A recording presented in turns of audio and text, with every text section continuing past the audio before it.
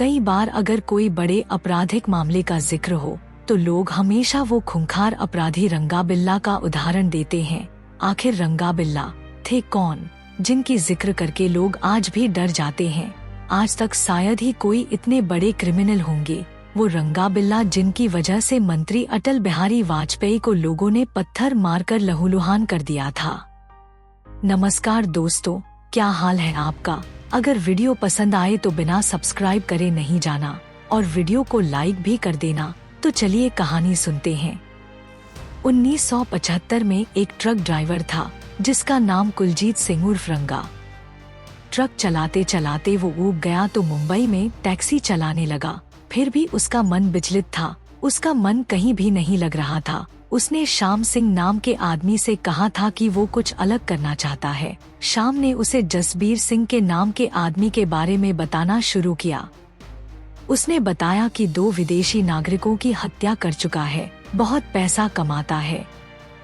रंगा उसे मिलने को राजी हो गया, जिसके बाद श्याम सिंह ने उसकी जसबीर सिंह उर्फ बिल्ला से मुलाकात करवा दी। यहाँ से शुरू होती है रंगा बिल्ला की जोड़ी की कहानी। शुरुआत में रंगा और बिल्ला मुंबई में कार चुराया करते थे और उसे बेच देते थे। इसके बाद दोनों ने किडनैपिंग का धंधा शुरू कर दिया। बच्चों को अगवा करते और फिरौती लेकर उन्हें छोड़ देते थे। इसके बाद इस सब में बिल्ला एक बार पकड़ा गया। पुलिस ने उसे पकड़ा और थाने की जेल में डाल दिया, लेकिन कुछ दिन बाद ही बिल्ला जेल से भाग गया। वहाँ से रंगा बिल्ला मुंबई छोड़कर दिल्ली आ पहुंचे। दिल्ली के आसपास हिस्सों में अपराध करने लगे। 1978 के जून में रंगा बिल्ला ने अशोक शर्मा की कार अशोका होटल के सामने से चोरी कर ली। इसी गाड़ी के जरिए उन दोनों ने सबसे बड़े अपराध को अंजाम दिया। मदन मोहन चोपड़ा, जो एक नौसेना अधिकारी थे, धौलाकुआं की अफसर कॉलोनी में परिवार समेत रहते थे। उनके 2 बच्चे थे, 16 वर्ष की बेटी गीता और 14 वर्ष का बेटा Sanjay Chopra. Geeta Chopra Jesus and Mary college में कॉमर्स की पढ़ाई करती थी, जबकि संजय मॉडर्न स्कूल में 10वीं में पढ़ता था और बॉक्सिंग की प्रैक्टिस करता था। गीता को एक बार ऑल इंडिया रेडियो से एक ऑफर आया। उन्हें 26 अगस्त 1978 को वेस्टर्न सॉन्ग्स के एक इनदग्रूव प्रोग्राम में हिस्सा लेना था, जिसे उसी रात 8 बजे ऑन एयर होना था। प्रोग्राम में गीता के साथ उसका भाई संजय भी जाने के लिए तैयार हो गया। दोनों घर से निकले। कॉलोनी के ही एक आदमी ने उन्हें लिफ्ट दी और गोल डाकखाना छोड़ दिया। इस जगह से आकाशवाणी केंद्र थोड़ी ही दूरी पर था। गीता और संजय टैक्सी के इंतजार में सड़क किनारे खड़े थे। तभी रंगा बिल्ला पीले रंग की फिएट कार लेकर पहुंचे और लिफ्ट देने के बहाने दोनों को बिठा लिया। घर में बैठी मां रोमा चोपड़ा ने जब 8 बजे रेडियो खोला तो उन्होंने सुना कि वहां गीता को छोड़कर सभी की आवाज आ रही थी। उन्हें लगा कि शायद प्रोग्राम कैंसिल हो गया है। उन्हें लगा कि बच्चे लौट आएंगे, तो उन्होंने इंतजार किया। उधर रंगा बिल्ला की नजर आपस में मिली और आंखों आंखों में ही इशारा हो गया, जिसके बाद गाड़ी आकाशवाणी के बजाय दूसरे रास्ते पर मोड़ दी गई। ये बात गीता को अजीब लगा, जिसके बाद गीता ने कहा कि आप हमें कहाँ ले जा रहे हैं? आकाशवाणी तो दूसरे रास्ते पर है। जिस पर दोनों ने उसे कोई जवाब नहीं दिया और खामोश रहे। गीता और संजय समझ गए कि वो दोनों एक बड़ी मुसीबत में फंस चुके हैं। उन्होंने गाड़ी को रुकवाने की कोशिश की, पर बिल्ला ने एक धारदार हथियार से पहले संजय के कंधे पर और फिर हाथ पर हमला कर दिया। संजय चोपड़ा की शर्ट खून से सन चुकी थी। गीता गाड़ी चला रहे रंगा के बाल पकड़कर खींचने लगी। रंगा हाथ छुड़ाने की कोशिश कर रहा था। वो एक हाथ से गाड़ी चला रहा था और दूसरे से गीता के हाथों पर जोर जोर से वार कर रहा था। गाड़ी शंकर रोड के भीड़ वाले इलाके में रुकी। जैसे ही मौका मिला संजय ने शीशे से मुंह सटाकर जोर जोर से चिल्लाना शुरू कर दिया। संजय की आवाज भगवान दास नाम से एक आदमी ने सुनी। वो बंगला साहब गुरुद्वारे से नॉर्थ एवेन्यू की ओर स्कूटर से जा रहे थे। उन्होंने लड़के को चिल्लाता देख गाड़ी रोकने की कोशिश की और एक आदमी ने भी बच्चों को बचाने के लिए पीछा करते करते गाड़ी से लटक गया, लेकिन रंगा ने गाड़ी नहीं रोकी। भगवान दास ने तुरंत पुलिस को ये सूचना दी। पुलिस को बताया गया कि गाड़ी में 2 बच्चे हैं। गाड़ी का नंबर MRK 8930 है। डीडीए के एक जूनियर इंजीनियर इंद्रजीत ने भी उस गाड़ी को देखा था। उन्होंने बताया कि लोहिया अस्पताल के पास गाड़ी तेज रफ्तार से गुजरी और आगे जाकर धीमी हुई तो मैंने देखा कि गाड़ी में 2 बच्चे चीख रहे हैं। मैंने गाड़ी रोकने की कोशिश की, लेकिन ड्राइवर सिग्नल तोड़ते हुए भाग गया। उन्होंने गाड़ी का नंबर HRK 8930 बताया। रंगाबिल्ला गाड़ी भगाते हुए रिज इलाके में पहुंचे। यहाँ गाड़ी रोककर पहले उन्होंने बड़े बेरहमी से संजय की हत्या की। इसके बाद दोनों ने गीता के साथ बलात्कार किया। बलात्कार के बाद रंगा गीता को उसके भाई की लाश की तरफ ले जा रहा था। तब तक गीता जिंदा थी और दर्द से तड़प रही थी। तभी पीछे से बिल्ला ने तलवार निकाली और गीता की गर्दन पर वार कर दिया, जिससे गीता की मौके पर ही मौत हो गई। इसके बाद उसकी लाश को उठाया और सड़क किनारे फेंककर भाग निकले। 9 बजे पिता आकाशवाणी के कार्यालय पहुँचे। वो जब अंदर गए तो पता चला गीता और संजय यहाँ पहुँचे ही नहीं। वो डर गए। उन्हें समझ नहीं आ रहा था कि बच्चे गए कहाँ। मदन चोपड़ा भागकर धौलाकुना थाने पहुँचे। पुलिस से शिकायत की, लेकिन पुलिस के पास पहले ही 2 बच्चों के अगवा होने की शिकायत पहुँच चुकी थी। उस वक्त के पुलिस ने कोई कार्रवाई नहीं की। चोपड़ा से थाने वालों कह दिया कि ये मामला हमारे थाना क्षेत्र के अंतर्गत नहीं आता, बल्कि मंदिर मार्ग पुलिस स्टेशन में आता है, इसलिए वहां शिकायत करें। चोपड़ा के ही समर्थन में नौसेना के कई और अधिकारी थाने पहुंचे। आखिरकार पुलिस ने अगवा करने का मामला दर्ज किया और तलाश शुरू की। करीब 140 पुलिस वाले 30 अलग अलग गाड़ियों से दिल्ली के हिस्सों में बच्चों की खोज कर रहे थे। कहीं सुराग नहीं लगा तो पुलिस ने जंगलों में जांच शुरू की। पूरा दिन बारिश हुई, इसलिए पुलिस का अंधेरे में चलना मुश्किल हो रहा था। पुलिस नहीं खोज पाई।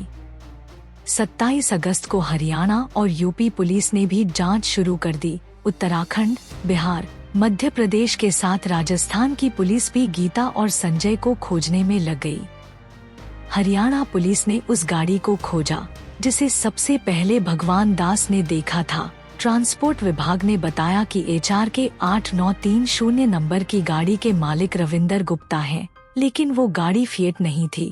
जो गाड़ी थी उसकी हालत इतनी खराब थी कि दिल्ली तक जा ही नहीं सकती थी। 29 अगस्त को एक चरवाहे को लाश दिखी। उसने पुलिस को सूचना दी। दिल्ली पुलिस तुरंत मौके पर पहुंच गई। सड़क से लगभग 5 मीटर दूर एक लाश पड़ी थी। लाश की हालत बहुत खराब थी। पुलिस वहां पड़ी लाश को बाहर निकाला। आसपास सर्च शुरू किया तो 50 मीटर की दूरी पर एक और लाश मिली। पुलिस अधिकारी मदन चोपड़ा को लेकर वहां पहुंचे। मदन ने देखते ही पहचान लिया। उनके ऊपर मानो दुख का पहाड़ टूट पड़ा। वो दर्दनाक मंजर देख के उनके मुंह से आवाज ही नहीं निकल रही थी। वो सुन्न हो गए। पुलिस वालों ने उन्हें मुश्किल से संभाला। पोस्टमार्टम रिपोर्ट से पता चला कि गीता के शरीर में 5 और संजय के शरीर में 21 गहरे घाव थे। रंगाबिल्ला 8 सितंबर 1978 को कालका मिल के उस डिब्बे में चढ़ गए जिसमें सारे फौजी भरे थे। उनसे सवाल जवाब किया तो धौंस दिखाने लगे। आर्मी के ही एक अफसर लांस नायक AV शेट्टी ने पिछले दिनों इनकी फोटो अखबार में देखी थी। उन्होंने इन्हें पहचान लिया। तुरंत पुलिस को सूचना दी और इन्हें गिरफ्तार करवा दिया।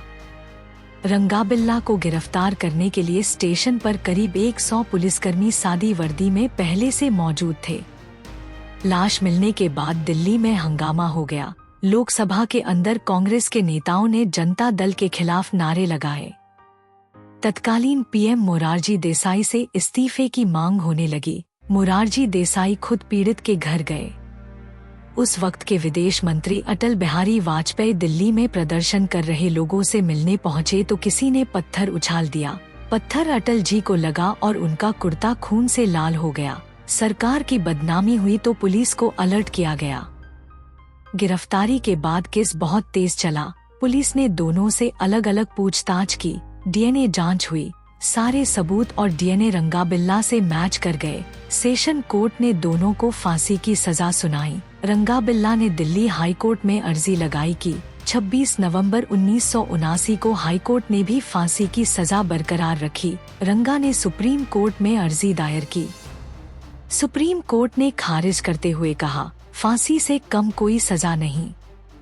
रंगाबिल्ला के पास अब राष्ट्रपति को दया याचिका भेजने का विकल्प था, जिसके बाद उन्होंने उस वक्त के राष्ट्रपति नीलम संजीव रेड्डी को याचिका भेज दी। राष्ट्रपति ने भी कोर्ट की इसे खारिज कर दिया। अब फांसी की तारीख तय होना बाकी था।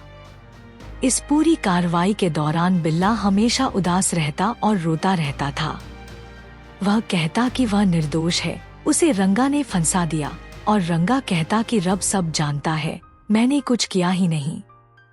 फांसी की तारीख 31 जनवरी 1982 तय कर दी गई। फांसी देने को मेरठ से कालू जल्लाद और फरीदकोट से फकीरा को बुलाया गया। फांसी के लिए रस्सी बिहार के बक्सर से आई। जेल प्रशासन ने दोनों जल्लादों को उस वक्त 150 रुपए में ओल्ड मॉन्क शराब मंगाकर पिलाई। जेल प्रशासन की माने तो पूरे होश में रहने वाला व्यक्ति किसी की जान नहीं ले सकता। तिहाड़ जेल प्रशासन ने दोनों को सुबह 5 बजे जगाया।